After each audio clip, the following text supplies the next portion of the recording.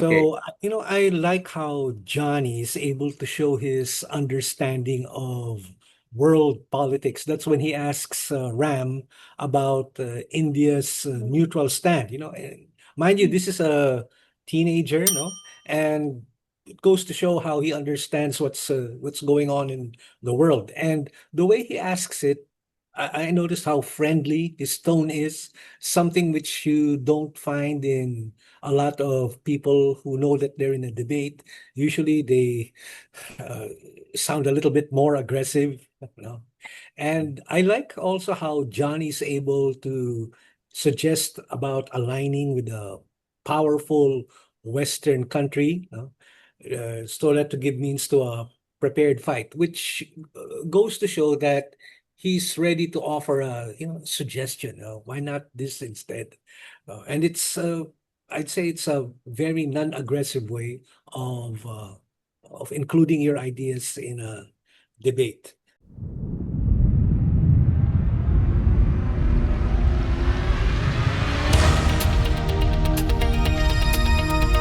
Good day.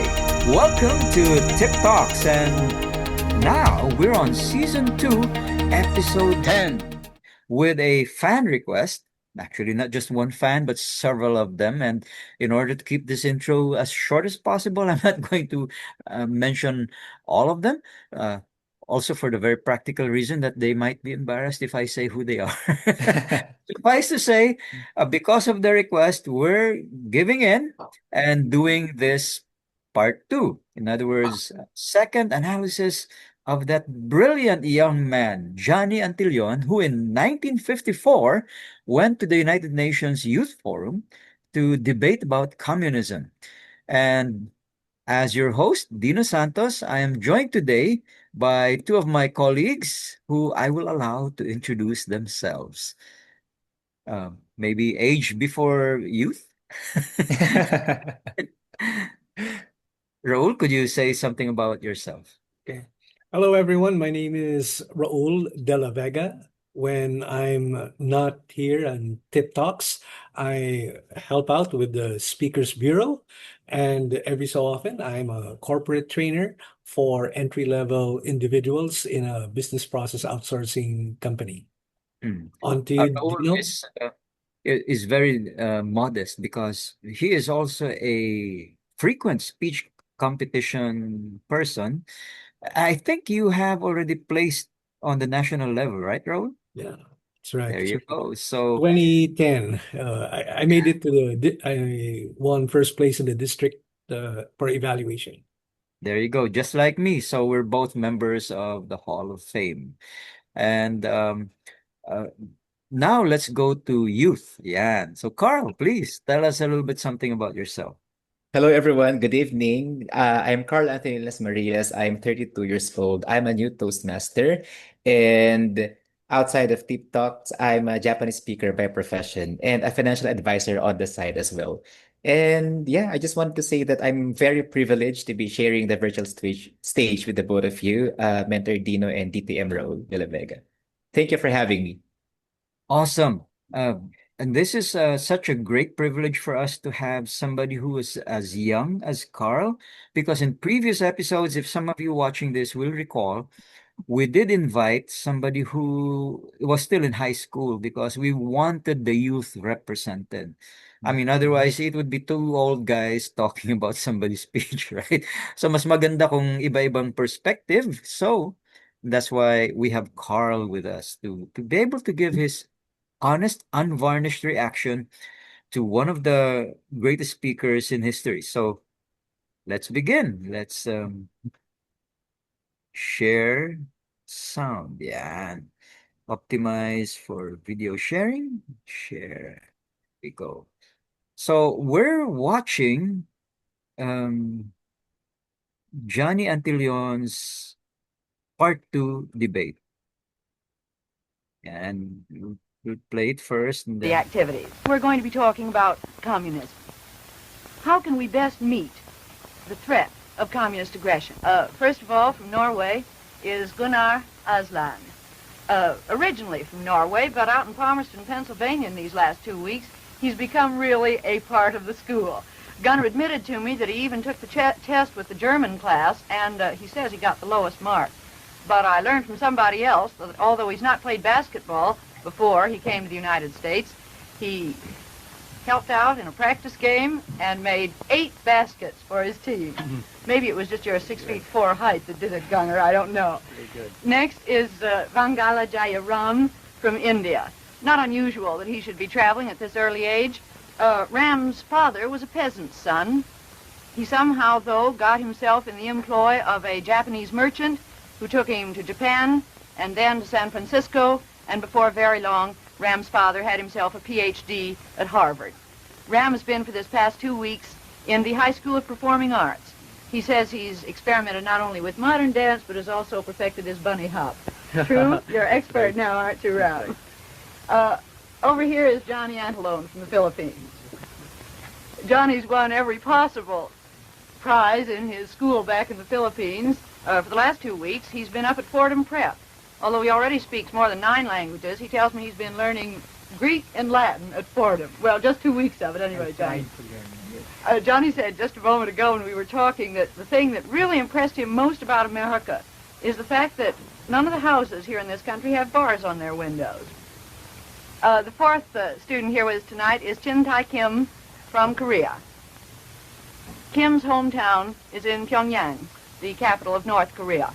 His father's a Methodist minister, and because of the persecutions of Christians in Korea in early 45, he took his family to China, to Peking. Fortunately for the family then, they were not in Pyongyang when the war started. They had returned to South Korea, Busan, and then in Seoul, so the family is together. Kim has just come from an assembly, I think kind of a surprise assembly, at New Rochelle High School. The students, during the 2 weeks that Kim has been there, had raised $180 to support a Korean war orphan for 1 year. In addition, they gave the boys several other gifts that I know they'll prize when they go home. Well, now, how about this question of communism? What are your answers to the question of how do we best... Okay, we'll just stop sharing there for the moment. And as it may be painfully obvious now to our viewers, we cannot simply analyze Johnny alone because it wouldn't make sense to do that. We played the opening portion so that we could frame our analysis tonight under the aegis of also looking at who his competitors were, because they're also remarkable people. So let's weigh in. Let's begin giving our reactions to what we think first about all those young men who were there during that particular debate. Let's hear from Raul first. Okay, thank you, Dino. From what I see, notice when the moderator introduces the participants, I feel that Johnny shows a lot of confidence. Now, the way he smiles, eye contact while the moderator is speaking. For the others, they glance first at the moderator, and then later on, their glances, it trails off. But for Johnny, he keeps a steady look as if he's already talking with the lady all throughout, all throughout. So a good way to connect. And I feel that shows a lot of confidence on his part. Back to you, Dino. Wonderful observation, Raul. You're right, because the representative from India looked down. I guess his sense of modesty got to him, where Johnny was instantly aware of the camera, and so he looked straight at it. Good call, good call. Carl, what do you think? Thank you, Mentor Dino. I agree with DTM Raul de la Vega that although all of them look very sharp and all of them look brilliant as well, I agree with DTM Raul that um, Mr. Johnny Antillon exuded great confidence, especially in front of the camera. Indeed. Yes. Now, Yes. Disney, that's Walt Disney. No? Disney once said that heroes only look heroic because the villains are so villainous. Now, I don't mean to say that the other debaters are villainous, not at all. I'm just saying that Johnny was so blessed for this particular forum that he's joined by really talented, really intelligent competitors. After all, it's only satisfying to win when you're up against the best, right?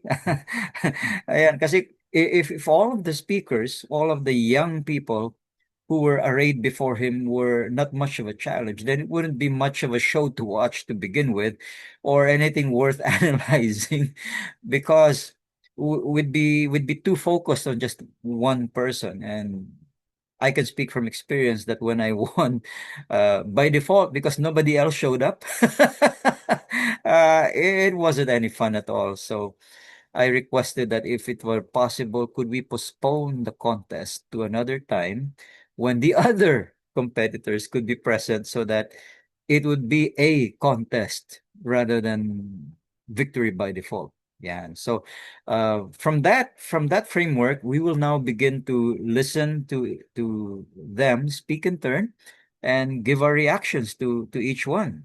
All right, sige.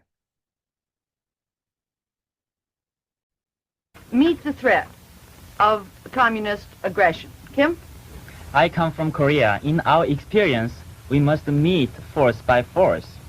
You agree, No. Johnny? I don't agree. I'm from the Philippines, and in our experience, I believe that the best way to fight the communist is to make him a capitalist. I am from Norway.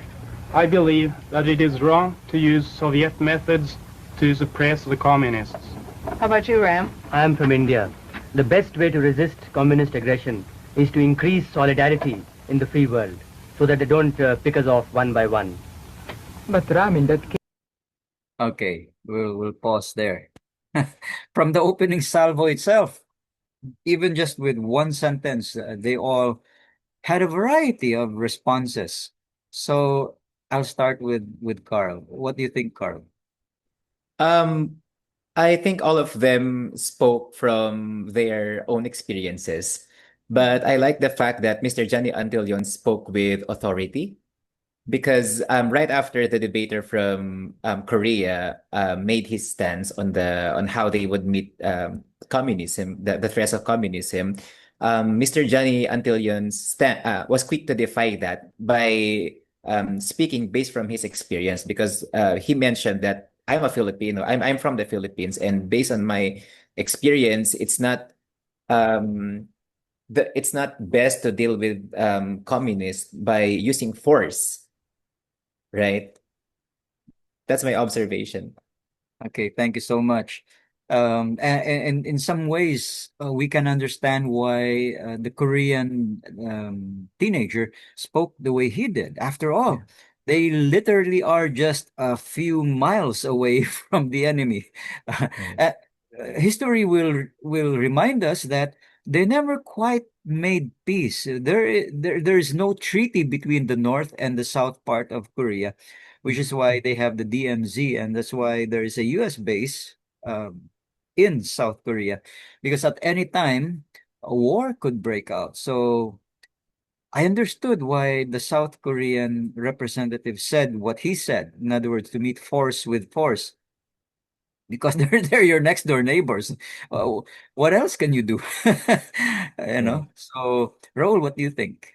All right, I like how Johnny is able to make it clear right off the bat that he already disagrees with Kim's force by force. This is something that you don't see nowadays, especially with youth his age. No? Sometimes they'll try to stand in the middle. They won't give a clear idea of where they stand. But no, Johnny's very direct.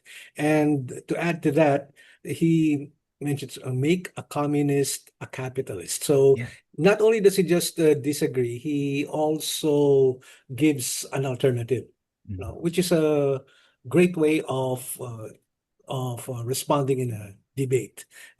And then just to add another, I noticed that all of the attendees, they gave a brief response, something like 30 seconds, which shows how at that time they were already practicing conciseness. Okay, back to you, Dino.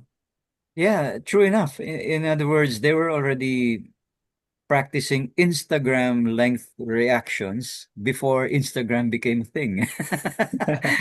Now, um, I also would like to react to what some of the other teens said. In other words, when the representative from India talked about integration, or in other words, letting them have their voice within, say, a group or a gathering, um, I also understood where he came from, because after all, that youth group was there at the invitation, the sponsorship of the United Nations, where presumably the world body is there to give everyone a voice. Communist, capitalist, democracies, theocracies, whatever wherever they're coming from, they're supposed to have a voice. And so the Indian young man was being astute in the sense that it was trying to win points with the moderator, the lady moderator, by reminding everybody subtly. I like the way he did that subtly, that uh, this is why we're here. We're from different countries, but we're able to share what we want to say, because we're in a forum where everyone has an opportunity to share what they think. And using that and his logic, he implies that we ought to give communists the equal right to be able to say what they think as well. Right. Um, but having said that, um, that is what I'd like to call a populist reaction, where Johnny's reaction, to my mind, was novel. After all, why do the communists become communists? Because, di ba, they feel that uh, a few have most of what society needs, and the majority are suffering, hungry, without enough wealth. And communism really was meant or designed by Karl Marx to equalize everything for everybody, where nobody owns property because it belongs to everyone. And so when you say to deal with the communist is by making him a capitalist, it's telling a communist that you just never had the chance. What if you had a chance? What if you could make your own wealth? What if you could grow it? What if you could help others grow with you? You know, if you become an employer, then you give other people jobs. That way, they share the benefits of your labor. They also become wealthy. It doesn't have to be just you. So that is putting communism on its head. In other words, where communism might say everybody must remain equal, equally poor, or equally rich, doesn't matter, but equal, right? So by inviting him to become a capitalist, he's therefore saying, why don't we make as many people as possible have that opportunity to be successful, to be wealthy? So brilliant. That's and that was just from listening to 30 seconds responses from each one. Yes. Now let's continue with the next part. Case, if you really believe that solidarity in the free world against communism is the best way to fight communism, how then do you account for India's neutral stand? Oh yes, that's very interesting. India is neutral because India does not want to feel, India and incidentally many nations of Asia, that they belong to one of the two camps. Because if they feel that they belong to one of the two camps, they feel they have to fight. And one thing that the Asians would not like to do now is to fight. Are they afraid to fight? They are not prepared to fight, they are not willing to fight, and they know that the one thing that will destroy them now is to have to fight. Precisely, they are not prepared to fight. Should they therefore not align themselves with some powerful Western country who can give them the means whereby they can be prepared to fight? That will only inevitably bring them into the struggle. That means they express their willingness to fight by joining one of the two camps. Don't you think it is much easier to prevent a struggle by making the democratic countries so strong that an aggression from the communist countries looks unprofitable? Precisely. I believe that if India and every other country against communism were to join a sort of worldwide organization so that they could present to the Russians or to the communists that If they touch one member, the rest would come to its aid, then aggression would really seem very unprofitable. But India feels that if India joins the American bloc or is with one of the two camps, whether it be the Russians or the Americans, then it only invites you to directly come in. Whereas if it stays out, it just doesn't have to come in. It is not a part of the program. I have a question. What shall the Indian people do if India is aggressed by communism? Well, if it will have to meet the aggression to the extent that it can, and the other countries may help her to meet that aggression. If they don't, well, they don't. Then India has to face the aggression herself. If they do, as we helped you in South Korea, then it's all the better. We helped you in South Korea to meet aggression. We are against aggression, whether it be Western aggression or communist aggression. What about the point you started? Okay, we'll pause there. Wow.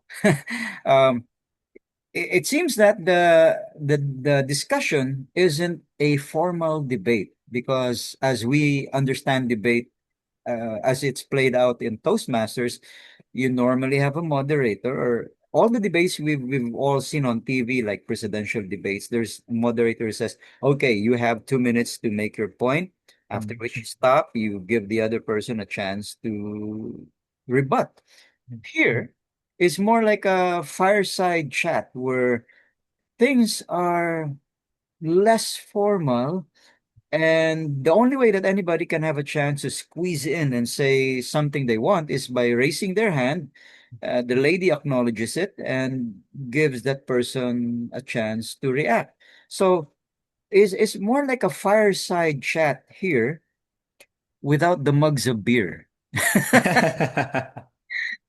So that's my initial reaction. Who'd like to go? All right, let me allow me, Dino. Okay. So, I like how Johnny is able to show his understanding of world politics. That's when he asks Ram about India's neutral stand. And mind you, this is a teenager, no? And it goes to show how he understands what's going on in the world. And the way he asks it, I noticed how friendly his tone is, something which you don't find in a lot of people who know that they're in a debate. Usually they uh, sound a little bit more aggressive, you know.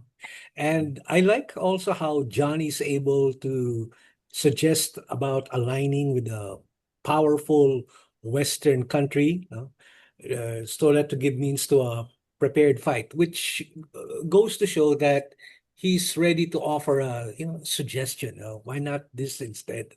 And I'd say it's a very non-aggressive way of including your ideas in a debate. Back to you, Dino. Thank you so much, Raul. I concur.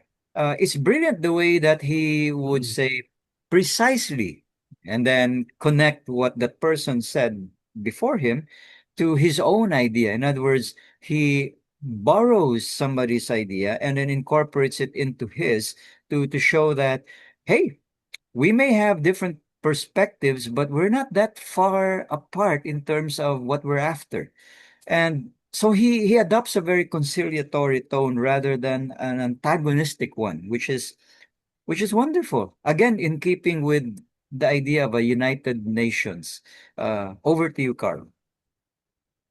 Yes, Mentor Dino. So I agree with everything that DTM Raul has said. And on top of that, I've observed from Mr. Antillon that he also not only did he demonstrated a vast knowledge when it comes to global politics and economics, he also demonstrated great listening skills. And Mm. therefore, he's able to ask relevant questions. I'm actually blown away by the fact that he's able to repeat almost the exact same statements of his co-debaters before throwing his objections. Take for example, when Ram, the gentleman from India, Yes. said that the best way to suppress communist aggression is to have solidarity in the free world. Mr. Antillon was quick to object by saying, if you really believe that solidarity in the free world against communism is the best way to fight communism, how then do you account for India's neutral stand? In, right? Because in my case, if I were to answer that, if I were to if I were to, if I were to answer that, I would resort to, or if I need to clarify a statement or a message that long, my brain would automatically default to paraphrasing the statement, which can potentially lead to misinterpretation if not delivered well. So that's just my take on that one, mentor. Wow, thank you so much, Carl. Indeed, in this particular round, it initially looked like the speaker from India was earning a lot of optic points. In other words, because he spoke longer, there were no embolalias, uninterrupted. His thoughts just flowed, and so if you take it at face value, it would look like he was winning the argument, as it were, or the discussion, and yet. You pointed out correctly that when you listen to those blizzard of words, brilliant as they were, and distill it through a summary, you'd find that what he said had some contradictions as well. Because, true enough, even to this very day, for example, India remains oddly aligned sometimes and other times unaligned. Remember, whenever there are exercises with navies around the world, sometimes India would join the US, Japan, the Philippines, and other times it would join Russia and China. And what's that all about? So, well, it could be brilliant as well, because then it means that in terms of interoperability, they'd understand how both sides of a potential conflict coordinate and collaborate with each other. So, whichever side they eventually take, they could help their partners understand their opponents better. So, I guess that's the strength of this Indian teen, in that he stresses that being unaligned or being neutral can also have its benefits, and yet Johnny was astute, no? Tama yung sinasabi ni Carl. He was really listening, and he caught that slip right there. So let's continue. With Ram, the need for an Asian federation.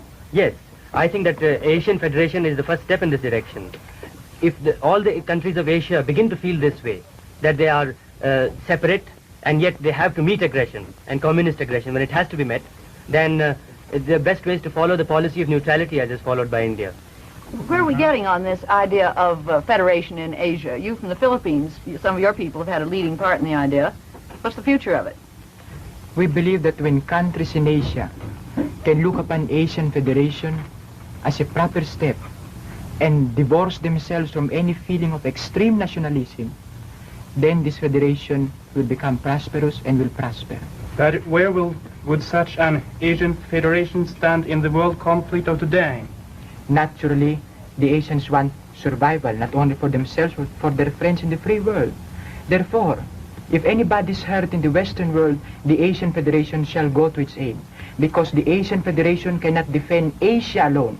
Before it can defend Asia, it must also be prepared to defend the Western Hemisphere. But Johnny, let's be specific. The countries of Asia didn't even get together on their Korean policy. What are the practical possibilities of Asian federation? As I told you, on theory, well, the practical possibility and the facts that exist today are these. Asians are jealous of each other, suspicious of each other, and they're not willing to join with each other. Oh no, I don't agree there. I think that a European federation, on the other hand, is far more utopian to think of. An Asian federation is not only inevitable, desirable, but practicable. And it is because all the countries of Asia have so much in common. They have all just become independent recently. And in fact, in the struggle for independence, they have combined. India helped Indonesia to become independent. And after becoming independent, they are all faced with identical problems. With problems of internal communism and with problems of a possible communist menace being so near Russia and China. Ram, why do you say that European federation is far more utopian than Asian federation? Would you agree with that? No, I don't think I would agree at all. I think that in almost all Western European countries, you find that the people are very afraid of the communist aggression. and they feel that the only proper thing to do is to unite their defenses to make such aggression unprofitable. And I haven't always seen such willingness to cooperate in Asia. No. What did you Well- want to say? Wait a minute, Kim's turn. Well, now in Asia, which has been occupied by European people or by Japanese people, I think nationalism is growing very rapidly. And I think Asian people aflame with nationalism are apt to be skeptical towards each other. That's true. But now when communist challenge is universal against all the national sovereignty of Asian people, I think it is very emergent for the Asian people to establish a fabric, no matter it is a Pacific Defense Pact or something else. I think it is very emergent to establish a fabric, but how to develop so intense nationalism to some form of internationalism? That is the question. Yes, I agree with you. It is up to the tempo of the development of Asian people's outlook toward the world.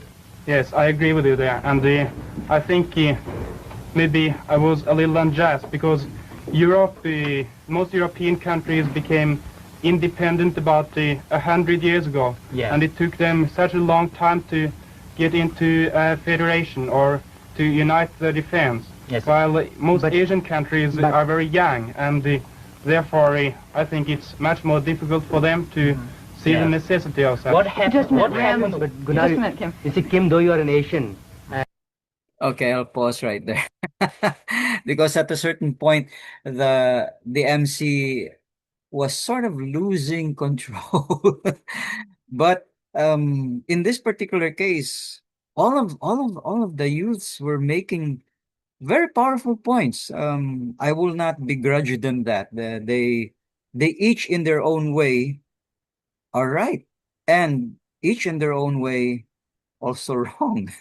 So let's go one by one with where they were all right and where each one may have missed something. Um, who'd like to start? Oh, okay. If I may start, Dino. All right. Okay.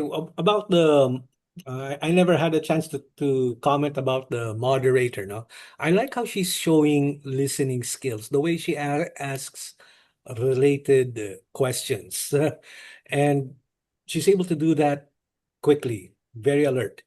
And then another thing which I noticed there, the way they courteously disagree. That's how I would describe it. And then when they disagree, they immediately express it, but still in a very courteous tone. I feel this is something that folks could practice, especially nowadays, without sounding aggressive. Meanwhile, the guy from India, no, I like how he's able to give definite examples, which shows how his grasp of what's happening.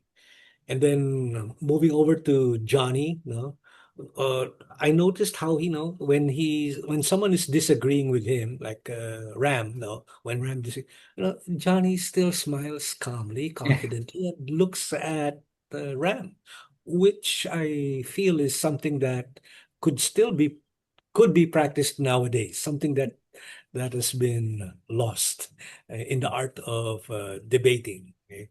Back to you, Dino. You're absolutely right, Raul. I mean, all we have to do is look at, say, Senate hearings that we're having these days, and it's apparent that many of our senators are unable to control their emotions. Because to use a word in our vernacular, you can always tell picon talo, right? If you begin resorting to a defense that relies heavily on, say, character or my point is, instead of mentioning facts and really showing a paper trail, but instead saying that what you're doing is unprofessional or whatever, what have you, relying more on the emotions rather than the logic, then they've already lost. So you're right that the fact that Johnny can smile even when Ram from India was really kind of putting him on the spot, was very good for optics because though Ram made some very, very good points, Johnny didn't look flustered because of that. Yeah. Over to you, Carl. Thank you, Mentor Dino. As I was observing them, I came to love the fact that all of them, like what you were just mentioning, DTM Raul and Mentor Dino, they all remain composed all Mm-mm. throughout the debate, especially when delivering their message, even amidst the tension, the rising tension among the debaters. I love that these debaters are so polite and respectful. And you're right, Mentor Dino. This is something that we rarely find these days, especially in the realm of political debates in the Philippines. Because here in the Philippines, you'll see politicians yelling at each other in the heat of the argument, right? And the other party is not yet finished with his speech, and then the other party keeps on butting in already, things like that. And worse, they resort to personal attacks in the midst of heated exchanges, which is very, very awful and painful to watch, to say the least.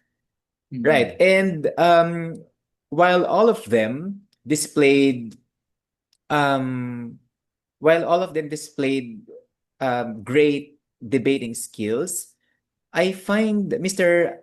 Antillon especially well spoken and very, very articulate.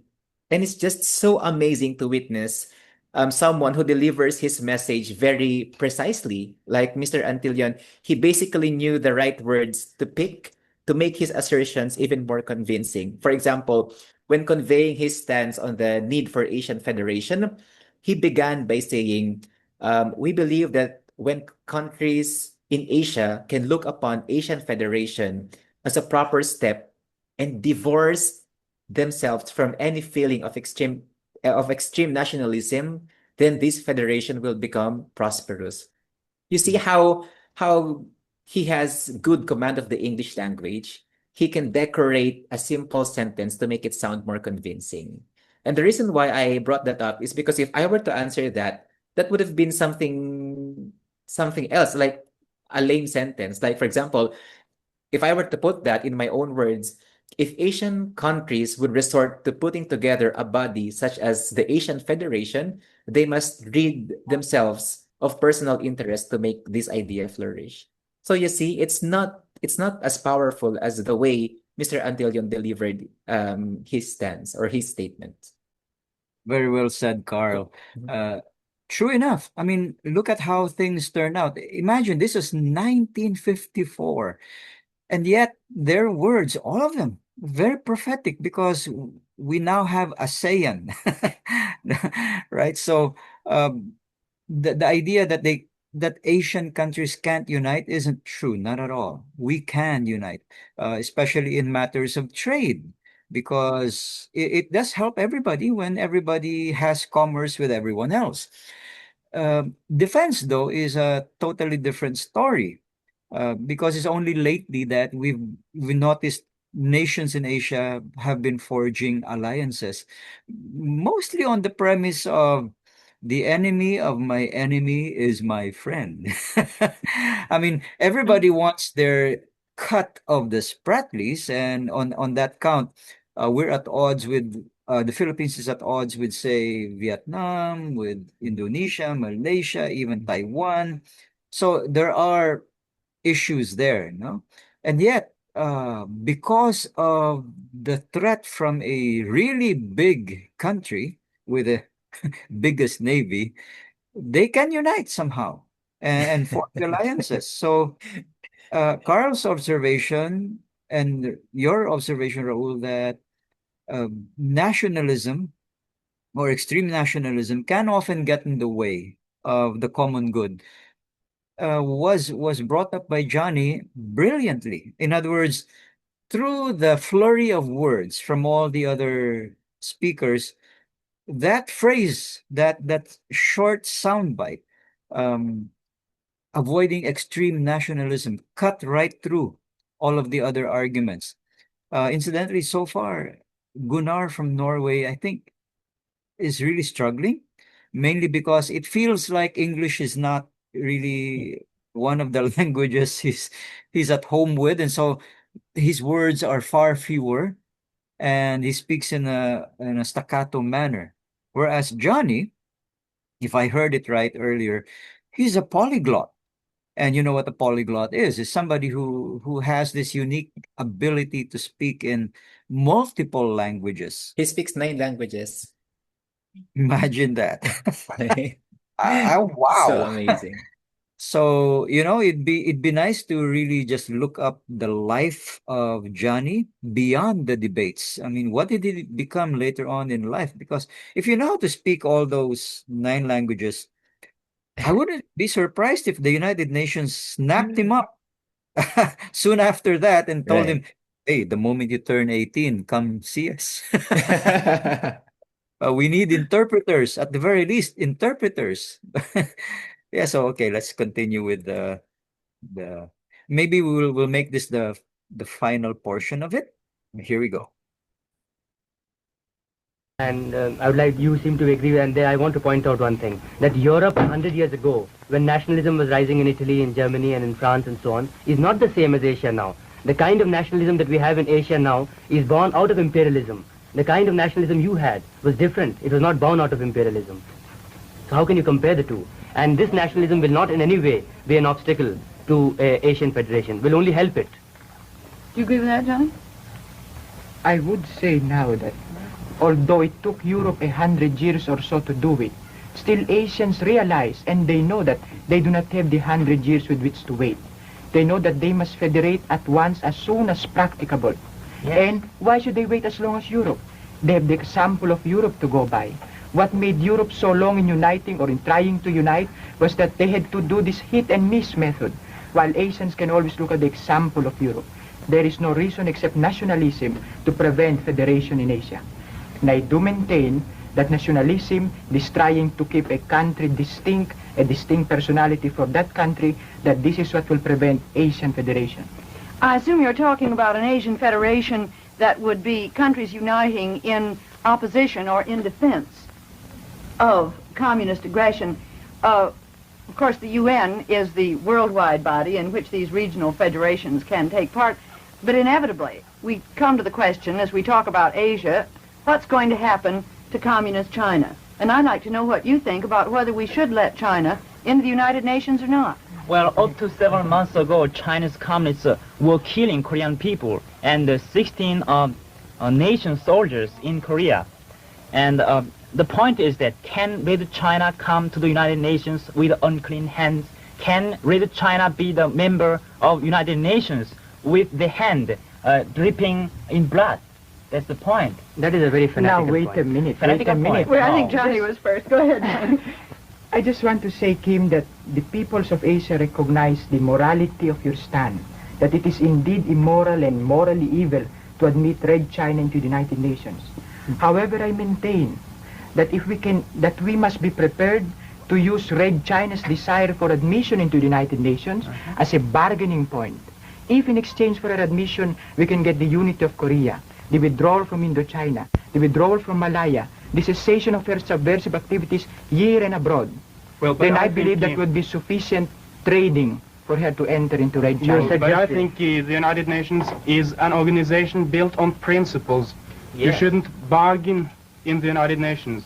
Therefore, I think that it would not be possible to admit Red China before you have reached a final agreement in Korea. Yes, I agree. No, I don't Precisely. agree. Now look, You see, Wait a minute, Johnny. It's your Let me answer. answer. All right, go Johnny- ahead and answer. I just want to say that unless you're prepared to have an all-out war in Korea, then the only way of uniting it would be through negotiation. Now I ask you, when you come to the communist table, the negotiation table, what will you offer the communists in exchange for the unity of Korea? all right, I'll answer you this. You said that to admit communist China into the United Nations is a moral evil. That's first of all wrong. And secondly, you said to admit communist China into the United Nations is expedient. I want to say that to I didn't admit... say expedient. I just said morally evil. Yes, but the second part of your statement was that it's good to admit it. You have to Anyway, bargain with it. You have to Yes, you have to bargain bargain. I think that by admitting them, you lose all bargaining. I mean, you lose any scope or any possibility of arriving at a decision. But- And as for the moral evil, I think the only basis on which Red China can come into the United Nations is a moral basis. You cannot keep 400 million people out of the United Nations. And the basis for their coming in is an only moral and not expedient. Now look, Ram. I didn't say that you had to let China come in and then bargain. I said bargain first. And if she meets our demands, then let her come in. That would be fair exchange. No, I think morally you should let them come in. But from the point of view of know. expediency, it is not desirable. Johnny, one of you said just a moment ago that you will never settle this question about China getting into the UN or not before we've settled the Korean question. I would like to know, since we've got Kim here and you and the rest of you, what you think the future is going to be in Korea, let's say in the next 10 years. What do you foresee?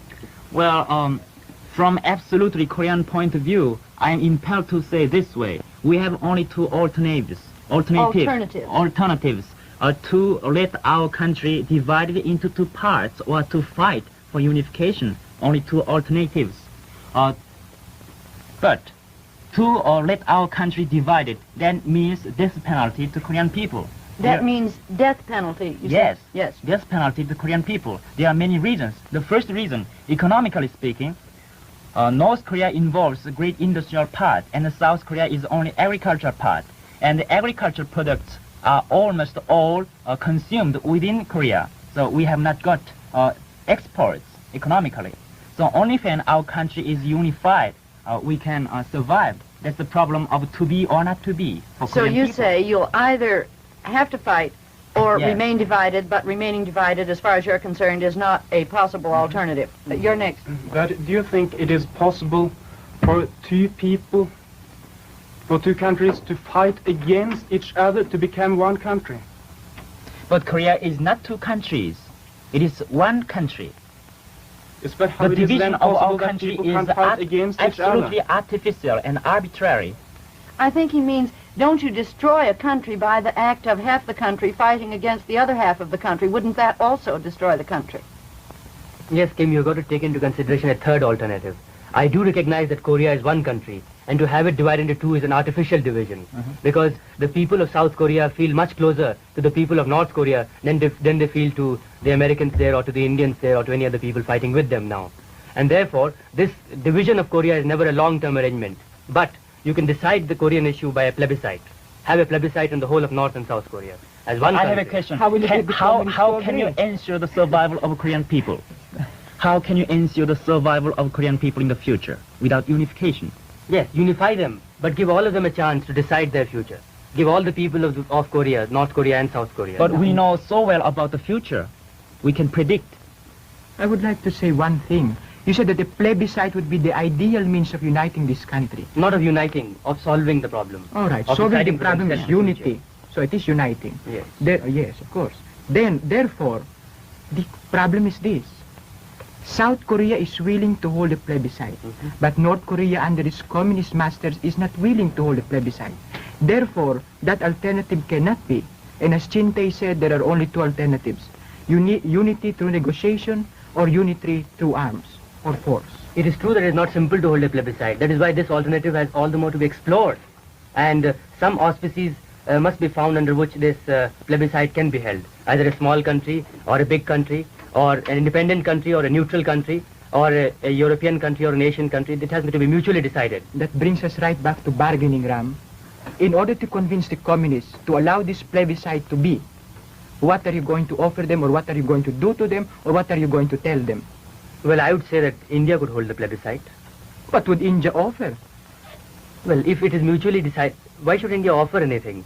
If Precisely. mutually the South Koreans and the North Koreans agree to any third party, whether it be India or any party, So how then it are can they hold going the to agree, plebiscite. therefore? They should agree. Through How should they? negotiation. Through negotiation. Therefore, Well, that is still the Let me second talk about the alternative. political conference. All right. Well, I think You mean the conference that's going to be held in Okay. uh, things are heating up. So, all right, that's quite a bit to process, even for me, no? So, I'll start maybe by saying something like, Johnny's point of what do you have to offer them makes a lot of sense, if only because the north part of Korea has no advantage to having a plebiscite, because I'm pretty sure the Uns who ruled that country for decades understand that if their people were given this sense of you can choose your own fate, don't worry that we'll come down on you like a ton of bricks if you vote for democracy, which is probably not going to happen. So, in other words, how do you get them to say yes to a plebiscite unless you have something truly valuable to offer, so that they will roll the dice and see where things go. He made a valid point there. Over to you, Karen. For me, Bernardino, I guess I'll be just evaluating them from the lens of how they delivered their message because like you said, it's quite a bit to process. It's the topic has become too deep for me to absorb already. Although you have a point. And yeah, I think all of them were good debaters. But I don't know if it's just my prejudice or what, but I find that maybe because he's a Filipino or I don't know, but I find Mr. Antillon exceptionally brilliant and very articulate, and he speaks with authority. And why did I say that? Because when he delivers his message, he makes it a point that he's very relaxed. He's very relaxed and he speaks slowly, and he knows how to put emphasis on the words that needed to be highlighted in order to get his message across. And it makes his statements even more impactful. The Indian guy, Ram, I think he comes second to Mr. Antillon because although he knows, it's very obvious that he knows a lot of things. He has vast knowledge on a lot of topics. But to me, he speaks very fast and he loses the content of the message because it sounds monotonous to me. And it's very fast, like it's quite hard to process for me. I guess that's all that I can say. Appreciate your observations there, Carl. There is value in what you're saying. Sometimes in public speaking, you slow down to be understood, and so that's where Gunnar redeems himself, from Norway, because yeah, sure, he's nowhere near as fast as Ram from India, but when he does speak, it's easier to digest what he's saying because he's slower, more deliberate, rather than say showering somebody with a blizzard of words where at the end of it it simply becomes very difficult to understand. Over to you, Raul. So, I noticed that Johnny, he's able to show his grasp of world history. That part when he comments about nationalism in the Asian Federation. So that's a feather on his cap, no?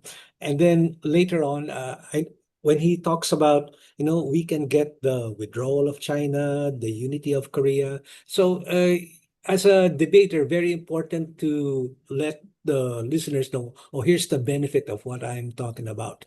So that makes him come across as more persuasive. And then third is, I noticed that he's really organized in his talks.